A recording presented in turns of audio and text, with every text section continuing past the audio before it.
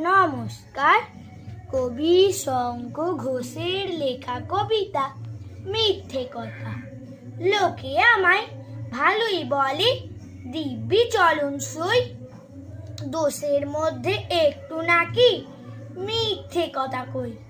ঘাটশিলাতে যাবার পথে ট্রেন ছুটেছে যখন, মায়ের কাছে বাবার কাছে করছি বকম বকম। হঠাৎ দেখি মাঠের মধ্যে চলন্ত সব গাছে এক এক রকম ভঙ্গি ফোটে, এক এক রকম নাচে।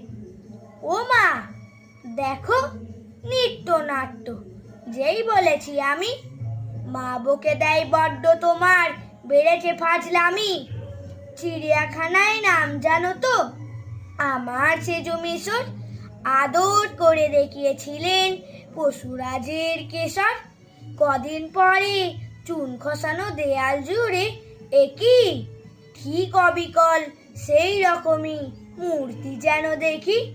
ক্লাসের মধ্যে যেই বলেছি সুরঞ্জনার কাছে, জানিস আমাদের ঘরের মধ্যে সিংহ বাঁধা আছে। শুনতে পেয়ে দিদিমণি অমনি বলেন, শোনো, এসব কথা আবার যেন না শুনি কখনো। বলি না তাই সেসব কথা, সামলে থাকি খুব, কিন্তু সেদিন হয়েছে কি এমনি বেয়াকুব।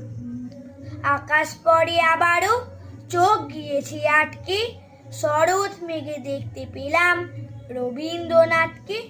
নমস্কার।